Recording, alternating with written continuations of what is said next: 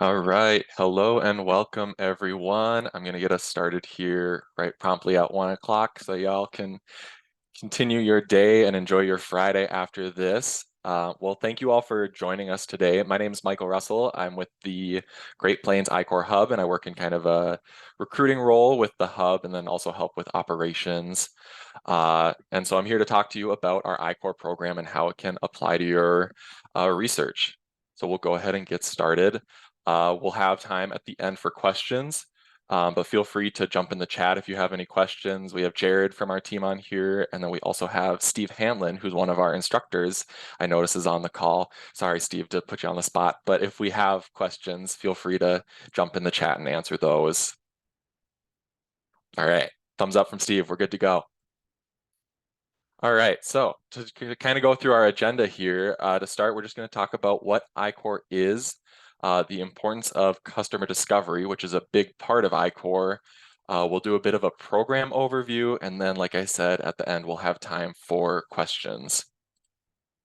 So to start, what is iCore? I'm going to read off the slide a little bit here, but it's a program designed by the NSF to increase the economic impact for university researchers. And so this is done by having participants in our program go through customer discovery to get a stronger understanding of who their market is and then how to capitalize on that. And so it's a experiential training program where teams are going out and conducting a minimum of 20 customer discovery interviews to get a really strong understanding of who their end user are going to be and extend their focus beyond the lab. And so through this customer discovery, iCore really helps researchers reduce the market risk if they do want to move beyond the lab and commercialize their technology or ideas. So why go through our iCore program? So as you can see from that graphic on the right side, one of the top reasons that startups fail is from building something that nobody wants. So not knowing who your customer base is kind of that key problem. And so through iCore, teams get a much stronger understanding of their potential market, as I already have said, but through our 20 plus customer discovery interviews. Through this process, teams really learn a lot about commercialization. I would say that the iCore program, at least at the regional level, is really the first step for researchers to, go along that commercialization pathway. In our program, teams are going out and interviewing, who they think their customer might be, or, influencers, decision makers surrounding their technology to gain a really good understanding of that ecosystem. So in our program, teams are going to be testing their assumptions. One of the first things that we hear from a lot of researchers that come into our program when we're like, okay, who's your customer base? They'll say everyone, which isn't always the case. And so, through our program, teams get a structure to go out and test those assumptions. And then our instructors are here to help challenge your assumptions and then also give you feedback as you go out and do interviews to gain a stronger understanding of that market. Another big part of our program is that it can help de-risk your technology for future investments. I know for like the SBIR phase 2, a part of that is, what have you done for commercialization? The iCore program is a really good way to de-risk your research because you're going out and gaining qualitative research, qualitative data to back up, these are the people that will buy my product someday or anything like that. And so it's a really good way to de-risk your technology in that sense. And very similar, it can help build your resume. The National Science Foundation really likes to kind of award people that have gone through their own programs in that sense. And so, if you have research that you've gone through an iCore program with, and you can say, we have an understanding that there is a need for this technology or this, research, and these are the potential economic benefits of that, the NSF is far more likely to award future grants, future funding, because you have that data that you can include while you're applying for those grants. And then another big part of it of the iCore program is it really helps you build your network. I'll talk a little bit more about this later on, but you're going to be growing your network through the connections you make during our workshops, but then also the connections that you're almost forced to make as you go out and do interviews with those, potential customers. So to talk a little bit about what our curriculum looks like or how our program works, it's very cyclical. You're going to be trying, failing, trying again, failing, and then, cyclical in the sense that you're testing your hypotheses, you're going out and talking to people, and then learning from, those interviews, whether or not your assumptions are true or false, and then pivoting. And so that's kind of one of the most fun parts of our program is seeing teams pivot and grow from the conversations that they have in their interviews. So what's covered in the curriculum? A big part of it, so customer discovery, I've already said quite a few times, is really what we're doing. So you're developing a customer hypothesis and a customer and a problem hypothesis that's really identifying, who do you think your customers are? What are their roles? And what's their authority for, adapting your technology or having influence over somebody to adapt your technology? And then when looking at problem hypothesis, it's your for building that out, it's, your defined product or your technology is helping this specific set of people solve, this specific problem by using your secret sauce or your technology. And so through our program, we're really helping you refine those hypotheses so that you can clearly communicate to people outside of your research bubble what you're doing and what you're trying to solve. And a part of that is developing a value proposition so that you're able to see exactly, what motivates the decision for a buyer or a user. Like, are you going to be able to directly quantify how much you're helping somebody? So if you're working in research that, say it's like a medical device that makes, doing an implant way quicker and way safer, you're going to have that value, that exact, quantifiable data to say like this is the exact benefit that we're bringing forward. And so part of our program is helping you identify and get that data from your interviews as to, whose time are you saving? Are you saving time? Are you just saving their, quality of life in the sense of like they don't have to worry about something, they feel more secure. But really our program helps you identify that and then put that in, clear words. Kind of like I already talked about with, your customer hypothesis, you're segmenting who are going to be the key stakeholders in your technology and learning what type of role they serve in everything. And so part of it, in our very first week of the program, we tell teams to put together a list of 50 people that they want to reach out to interview. And a part of that is we want them to identify what type of role they have or what type of role you think they have in relations to your technology. So whether that would be somebody who would be the end user of your research, the decision maker behind getting your research adopted, an influencer, somebody who can just like recommend, a product to somebody, or they're the buyer within a company, or if there's somebody who's going to sabotage or make it way more difficult for your technology to be adopted. That's really the key behind building out your customer segmentations so that you understand that. And then another part of our program is ecosystem modeling. And so it's fitting and figuring out how everything goes together as far as, who are the decision makers, how do you get information, who do different stakeholders get information from, just so that you can much better visualize, what the ecosystem is surrounding your technology so that you can then, approach those groups and have just a stronger understanding of a path to commercialization. So what to expect in the iCore program. So we are a 5-week fully online program available to, researchers, graduate students, really anybody that has an idea that they want to try bringing to market. So for the most part, all of ours are virtual we do have some partner hosted cohorts that are doing like a hybrid model. So you would have an option to attend in person versus fully online, but the ones that we host at the hub level are fully online. And so it's 5 weeks where each week there is a 3-hour Zoom call with where all teams are present with our instructors.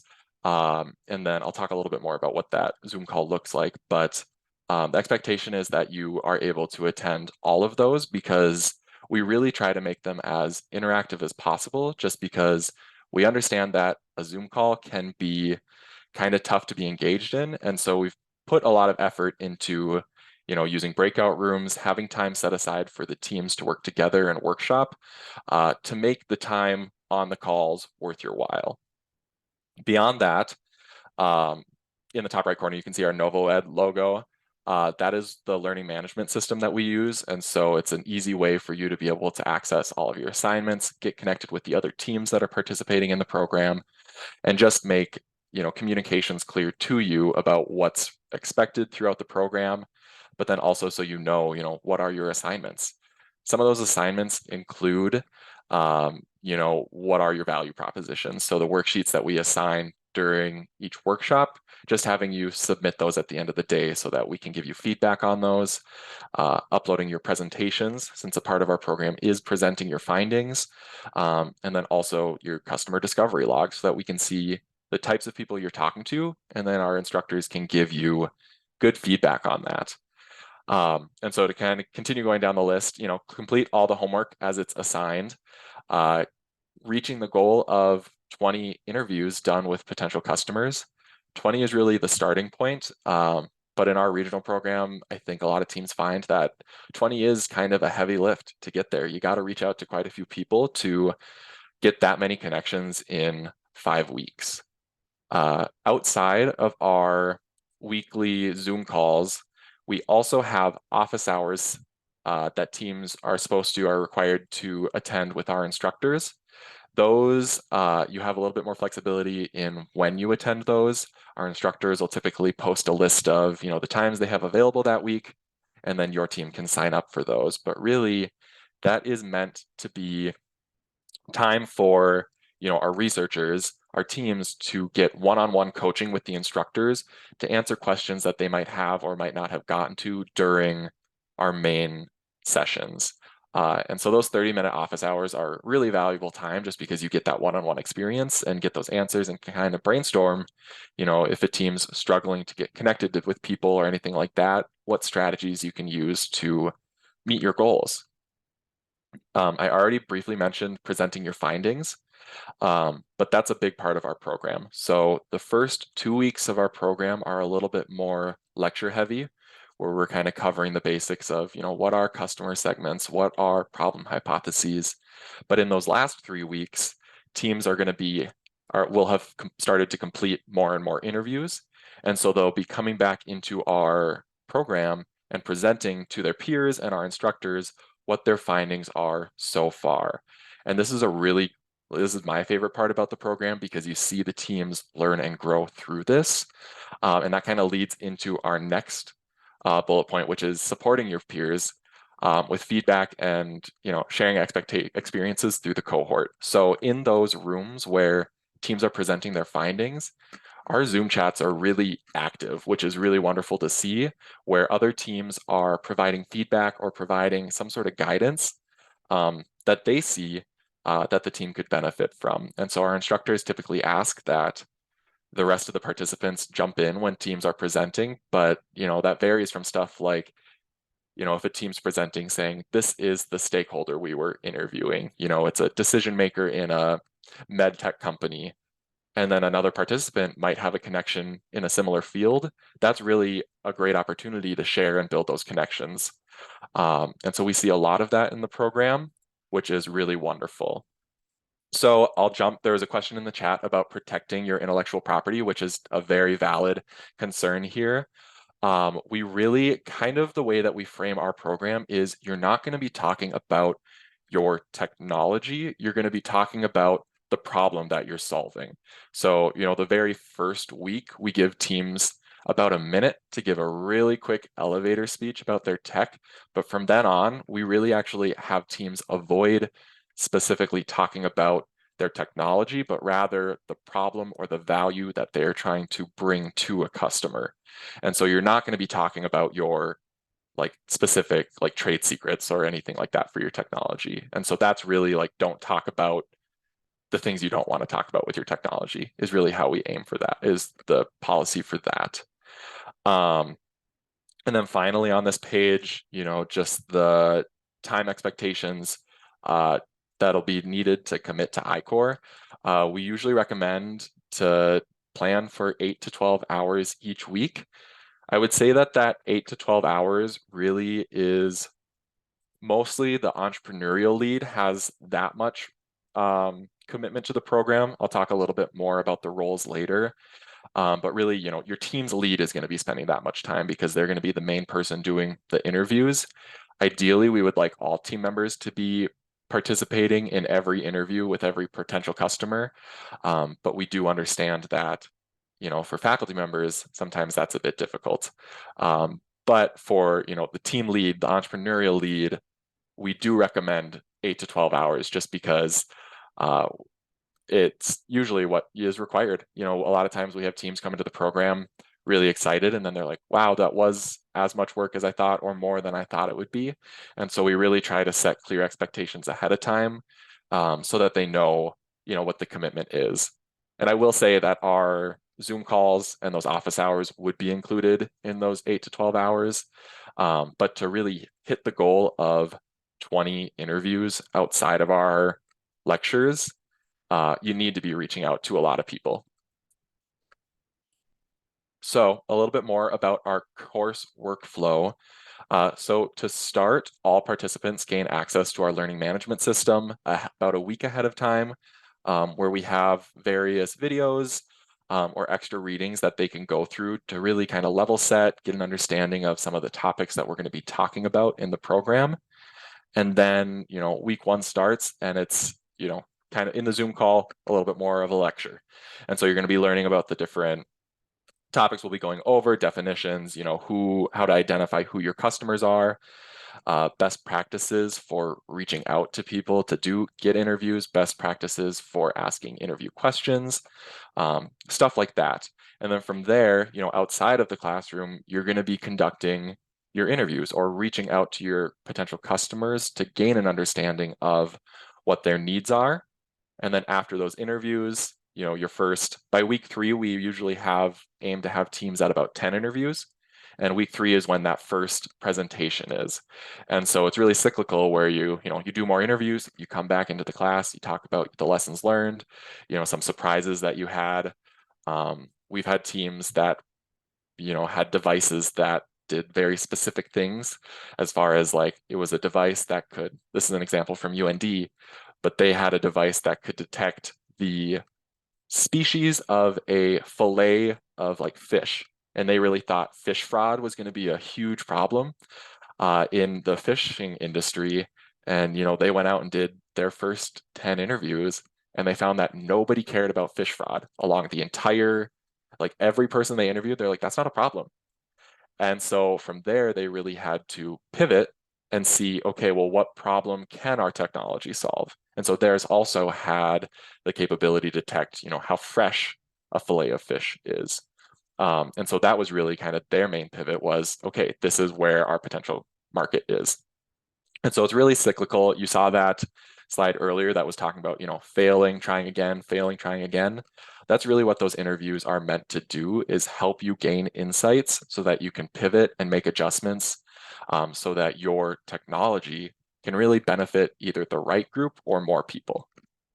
And then within all of that, we have our weekly office hours with our instructors that teams sign up for on their own. All right, I mentioned that I was going to talk a little bit more about what a team traditionally looks like. So we aim to have teams consisting of 3 to 5 members. And ideally, they have one of each at least of the 3 that you see on the screen right now. So kind of the main lead for the team is the entrepreneurial lead. And this is typically a graduate student, a postdoc, PhD student. Sometimes we have undergrad students in this role, but this role is really the person that's going to be presenting on behalf of the team. They're going to be going out and doing the interviews. They're going to be doing a lot of the learning in a lot of ways. And then we also have a technical lead on the team. And this is typically that student's advisor or a faculty member that they're working with on the research. And they're there as the expert in the technology. And so they can help guide the student in a lot of ways. But we really aim to have the entrepreneurial lead doing the talking, just because a lot of times they're a little bit more of a step out of the research, or they can have some fresh perspectives on it and are sometimes more open to the pivots. And so we aim to have the entrepreneurial lead things, but the technical lead is a very valuable part of the team. And then the third part of the team that we also really aim to have every team with is the industry mentor. For this is really an extension of the teaching team. This person really helps as like a third party, non-biased person to help you kind of decipher what you're learning in your interviews. But it's also a really good person to help with making connections. If your research is, I'm going to use medical devices again, but if we're able to get you connected with an industry mentor who has past experience working in, at Medtronic or something like that, they would be able to help get you connected with so many people, but then they also have an understanding of what the industry revolving your technology looks like. And so it's a really valuable key to your or person to your team. If you don't have every member of this, or these three people made up already on your team, you can still apply. But we'll just work with you to try getting you paired with a mentor or just help build out your team. Just because we find teams that have these three people are the most successful. Um, and so I would really recommend, if you're, thinking about applying for our program but don't have one of these members, apply early, not at the application deadline. Apply as early as possible so that I have time to work with you to get you connected with people, to try to, recruit an industry mentor or find a graduate student at your university that would be interested in working with you. And so the reason that we call this a traditional team is because, so we're the regional program for the National Science Foundation I-Corps, but there's also a national I-Corps program, and the national I-Corps program only accepts teams that are traditional. So they need to have these three members to be accepted to the national program. And I'll talk a little bit more about the national program here in a couple minutes. But I'll go on and talk about some of the funding opportunities that are available to teams that go through our program. And so at NDSU specifically, there are the Research and Creative Activities Office has set aside a couple different funds available to participants from NDSU that have gone through the cohort. And so if it's university-owned IP, teams can qualify after going through the regional program, can qualify for up to $10,000 to help develop a minimum viable product, so help with prototyping. The technical lead can also qualify for up to $3,000 in participant support that the RCA office is putting up for this program. I should also mention, because I forgot to mention it on that previous slide, as a part of the program, the entrepreneurial lead can qualify for, it depends on the university, but $1,000 to $3,000 in customer discovery, participant support. And so that funding can be used for that student or the entrepreneurial lead to go out, travel to conferences, to interview with people for this project, use it for LinkedIn Premium, anything like that to help better connect you so that you can reach your interview goals in the program. And so that TL participant support is additional funding that NDSU set aside for the technical lead. South Dakota has also developed, with their South Dakota Fast Launch program, graduates of the I-Corps program can receive up to $10,000 to continue building out their business plan. And then I know there's also other funding opportunities beyond just these three. These are ones that are very specific to I-Corps. But that's kind of the last day of our program. We talk about next steps. and we talk about how you can get connected with SBIR or STTR, and then who from your university you can work with to pursue those types of funding opportunities. And then I mentioned the national I-Corps program about 2 slides ago. And so we can feed into this program where it's basically a big step up from what our regional program does. So to be accepted into nationals, you either have to have previously received NSF funding for your project, or you go through the regional program with us and attend every workshop and reach those 20 interview goal. At the national level, teams receive they receive $50,000 to be used towards this customer discovery. I believe 15,000 is for the entrepreneurial lead to be able to travel, do customer discovery. 10 is for the technical lead, and then the rest is for just like other project-based programming. I believe we can, if you're interested in nationals too, we can kind of cross that bridge with you for building out your budget. But the national program is definitely, as I said, a big step up. It's 7 weeks where they really recommend at least 20 hours a week to be doing this. I would say it's probably closer to 30 hours a week at the national program, just because you're expected to reach 100 interviews over the course of those 7 weeks, which is a very, very heavy lift. Teams coming through the national program learn a ton about their customer base, but it's definitely like a big step up from the regional program. And with that, I'll talk about our upcoming cohorts here and make sure that we have time for questions here at the end. But we have a few different events upcoming. If you're interested in applying, I'll post a link in the chat for our events page if you are interested in applying for any of these. So the University of South Dakota is hosting one of our cohorts this summer. They are going to be doing a hybrid model. So if you're interested in attending in person or online, that's an option for you. The Hub will be hosting one also at about the same time as University of South Dakota. So they kind of overlap, but none of the dates are the same. So if the dates don't work for one of the cohorts, but the other one does, feel free to apply for whichever you would prefer. And then the University of Wyoming is also hosting their cohort this coming fall. And you can see the dates and the application deadlines there. And the link that I sent has all of the events, the dates for each of those. If you also have more questions about any of this, I would be more than happy to set up a Zoom call with you and talk through our program or any questions like that. I sent my email in the chat there. But with that, are there any questions? I kind of threw a lot of information at you there in 27 minutes. So feel free to shoot questions my way. If we're not getting questions right away, I might put Jared or Steve on the spot and ask them if there's anything that they would add that I didn't cover.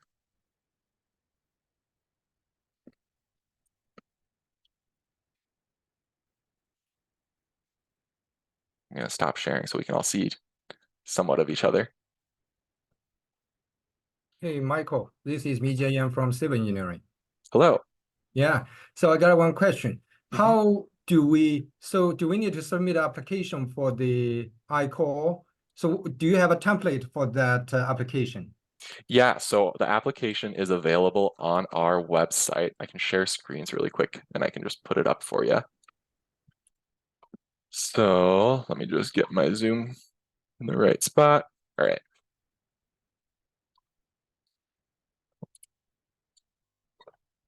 All right, so you can all see my screen, correct?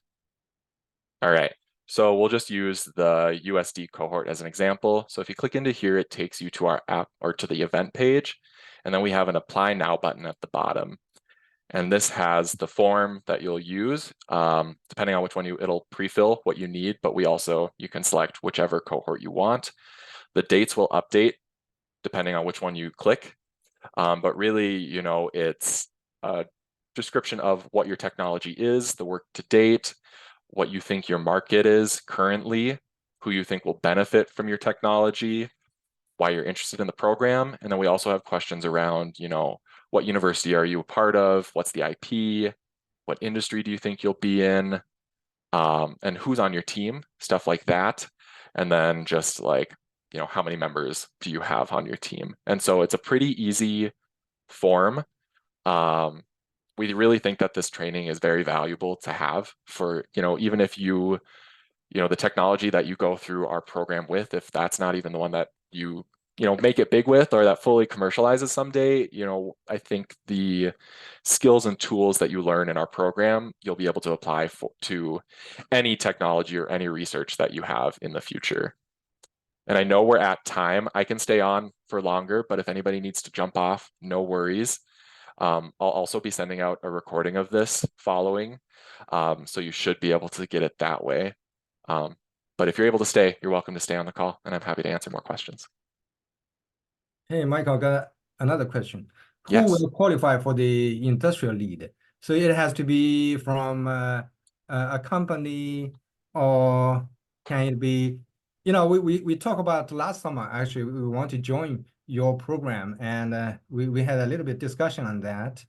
And, I'm working with Robert Seller in the mechanical engineering, and we are trying to do we built on this. We did a project for Minda, which we call solar snow fences, and we have lots of interest from different vendors, the different customers. There are some farmers, they reach to us. They want to do that for the ranch, and also I have some company who are interested in that too.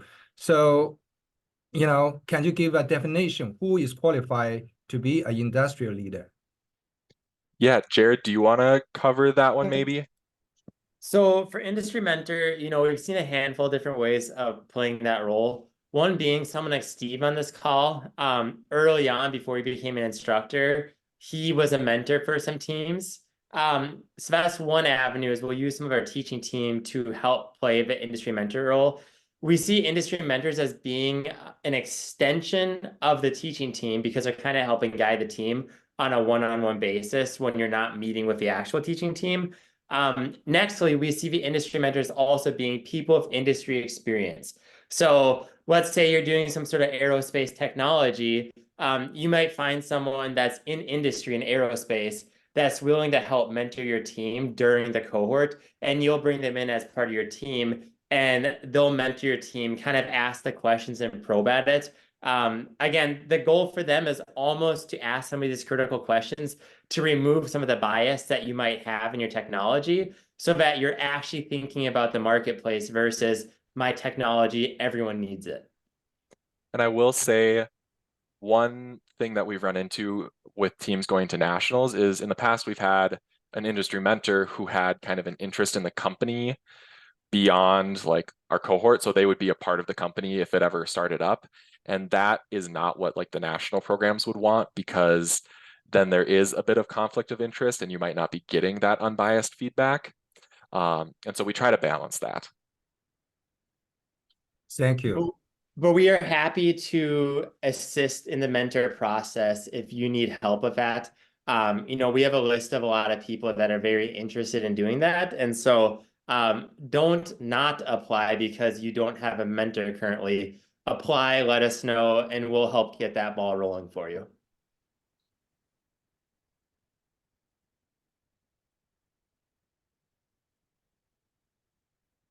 I have a question. Yes. So if we have somebody, a company who are working closely with us, can we use them as a mentor? I can take that, Michael. Yeah. Do they have ownership in the idea, as more so you're just Yes, working with them? yes, they do. You know, we've seen it, and so I'm not going to say no. I'd say at the regional level, that's probably fine. But at the national level, again, that's getting into the side of people being a little too close to it, and they might not want that. But if there's somebody in industry that can play that mentor role, I think that is fine for the hub level.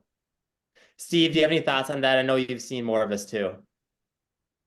No, I think that's well said, Jared. I would totally agree that it probably works at the regional level, but keep in mind what we really ask out of the industry mentor is a layer of candor, direct coaching and support to a team that is unbiased, that could really call them to task on thinking hard through customers and their approach and that kind of thing.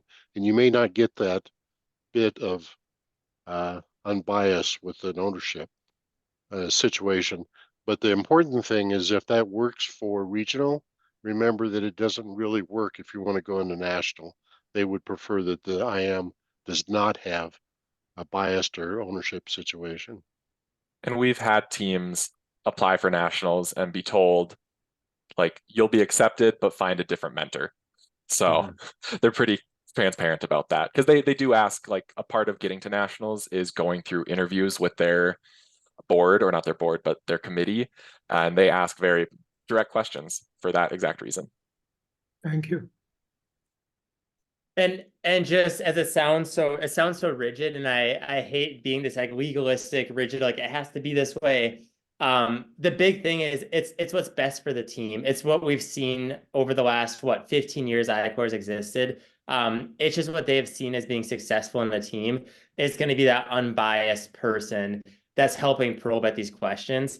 It's not us saying, hey, we want to do it this way. It truly is what the track record has shown as leading to the most successful teams. Now I have I'm sorry to ask too many questions. No, ask away. Okay, so we have a potential industrial mentor. Now we haven't finalized that yet. If in worst scenario you cannot find one, so can you program help us to find one? Yeah, we can absolutely help you find one if it changes too. And like, I would say, I think we've had teams who've applied with one mentor, and then a week before the program started, they reached out and said, something came up, we need somebody else, can you help us? And we've been able to do that. It's a little stressful, but we're happy to put in the work for that. Great, thank you.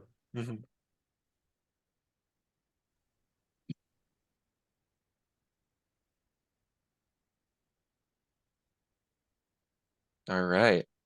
So we also call this the awkward I-Corps pause, where we like to have just the silence to think.